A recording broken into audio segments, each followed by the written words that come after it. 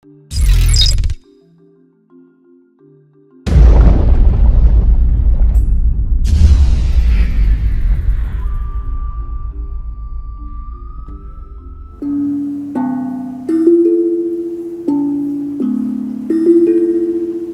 Dr. Chi Love.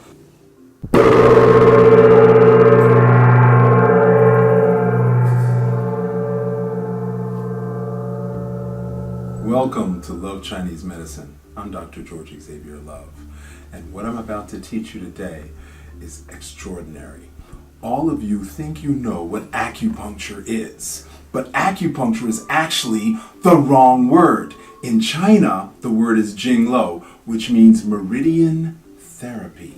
Acupuncture pins were recently invented approximately 500 years ago. In fact, the Chinese were the first ones to invent steel in the early 1500s. With the invention of steel, the Chinese were able to make filiform acupuncture pins. But the science of moving electromagnetic energy through carefully defined pathways called meridians goes back 5,000 years. So acupuncture is the wrong word. It's meridian therapy. And how did we move energy way back in the beginning? Well, we did it with sound.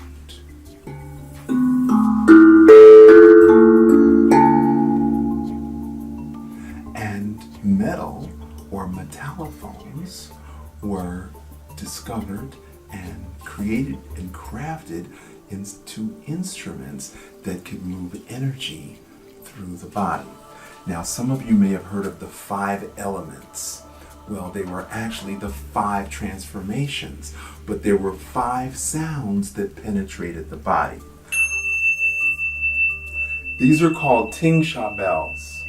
And the patient is laying on the table, they have the needles already in them, and then we do the sound over their third eye, we do it over their heart, and then we do it over their belly button.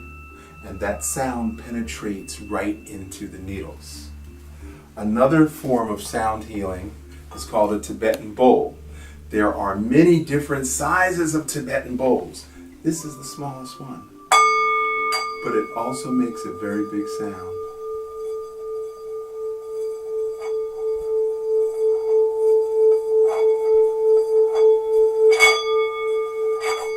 Now, the interesting thing is this is on my hand. So I can literally put this on the belly or the heart of one of my patients and do the resonation right on their body, and that sound will penetrate right into them. Now, very infrequently, it doesn't work. And the sound not penetrating means that there's an issue right in their heart or in their belly button. So it becomes then a diagnostic tool. One of the more modern forms of sound therapy is using a tuning fork. And then we can put this right on your brow chakra, right on your third eye, or right on your Shen Gong point. Now, again, this is also used as a diagnosis to find out if the sound is resonating. So we place this on key points, and if you can't hear the sound internally, then it means that there's something wrong. Now, we also use tuning forks for children or anyone who's afraid of pins. So we have different size tuning forks for different size people and for different problems so that we can identify what the issues are. Another thing that we did was using light, firelight. And so building the bonfire with the rhythm of sound was also very healing. So in modern times, we have invented laser, okay? So we have red laser. Can you see this? Okay. So we have red light, and then we have green light, and then for ear we have blue light. So these are all types of lasers that we can use to stimulate energy through the body. Another type of light that we use is called moxibustion. And this is a cigar made out of mugwort. And we light the mugwort. And they studied 500 different herbs, burning and holding them over acupuncture points. And it turns out the only one that has medicinal value is the original one, which is mugwort. So what they determined is by holding this heated mugwort over an acupuncture point, within 8 hours, the number of red blood cells doubled. Now that's amazing. So in the time of cold and wind and damp, this is your best form of medicine. It's called moxibustion. And in children, we use it for respiratory conditions. We light this and just leave this in the room burning all night for children with dry cough or even a wet cough. Now, another type of light we use is a light that stimulates the eyes. And there's magnets and electricity. I don't know if you can hear all the way over there, but that stimulates your eyes, and this is something that you can wear 5 to 10 minutes a day. And there's little magnets on the end of these little rubber fingers. Another type of energy that we use is magnetic energy. Now, magnetite was found in stones in the mountains, and the Chinese used to make magnetic needles. And this is an example of what they would use as a magnetic needle. Now, if you have arthritis in your fingers, you can put the magnet on one side and then... So anybody who has arthritis in their joints or in their toes, they can wear these magnets for 30 to 40 minutes every day. And your blood, the center of the hemoglobin molecule is iron. So when you run a blood vessel through a magnetic field, all of the hemoglobin lines up and it creates order out of chaos, which will disperse arthritis. Another type of energy we use is called electricity. Now, this, when we press, this is both used to locate the acupuncture point, and then by pressing, I don't know if you can see the little green light, okay? That means there's energy going in. So once you locate the point, then you can put electricity into the point. Again, we don't need needles for that. Another type is we use electric pads. So we can use, now you all have heard of TENS unit, transelectrical nerve stimulator. This is what we call microcurrent. And we put these pads on acupuncture points for both weakness and for pain. And depending upon how we set the dials, we can either strengthen a muscle, or if there's pain, we can disperse the pain. Now, for acupressure, this happens to be called rosy quartz. There's a small end and a wide end. So the small end tonifies energy, the big end disperses energy. And so if you have a pain in your arm, you can use this to rub the pain away. Now, this is more like an acupuncture instrument because it is pointy at both ends. This one is a blunt point, and this is a sharp point. So again, this is to tonify, this is to disperse. And then we can use this to move energy. Some people are familiar with the properties of crystals and have an affinity for crystals. This happens to be amethyst, the same thing, a pointy end and a blunt end. So you can use these crystals to move or stimulate energy. Now, this is made out of jade. This is a very expensive jade paddle, and we put this right on the kidneys for weak kidneys.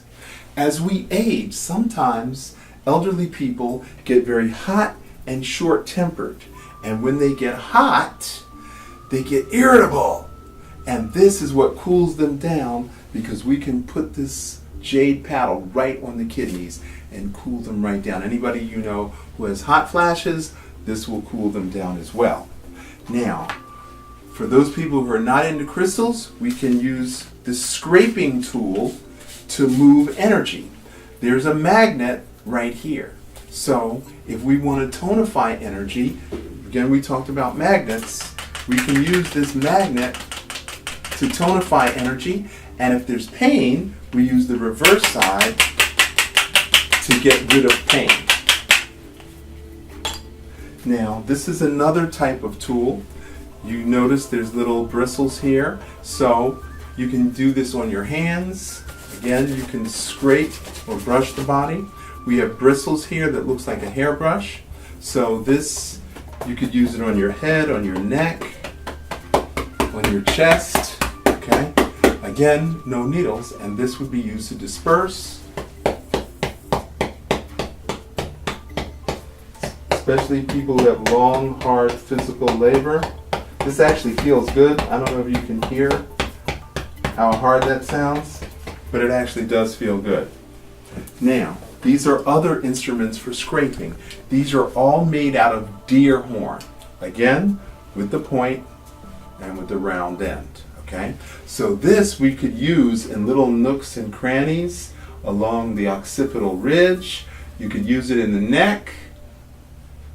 And then if you have pain in your wrist, you can get right into where that hurts in the wrist or in the ankle. Some people have pain right in the center of their hip socket, and they can't get deep enough with their fingers, so you can press right in there, okay? And because this is made from an animal, from a deer horn, it carries a certain healing energy. And these are other kind of scrapers. This is more like a comb for scraping energy. Again, this is for dispersal, and this is for creating energy. So when we talk about chi, it's either excess, it's deficient, it's hot, it's cold, it's damp, or it's dry, or it's acute, or it's chronic. So we can use either end of each tool to either disperse or tonify, to warm or cool, to dry or moisten. And that's how we create balance with Meridian Therapy. Now, the last thing I want to show you is called cupping. I need a volunteer. And I need your arm. Okay?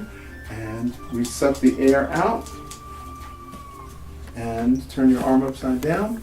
And you can see that this creates suction. Now, if there is broken blood vessels, if there's an accumulation, if there's a stagnation, if there's dampness, if there's phlegm, if there's moisture, if there's toxins, this will actually create that suction. We're going to create a little lubrication on his arm so that there's no friction. Okay? So, can you see that? Yeah. We can move it around because we've lubricated the arm,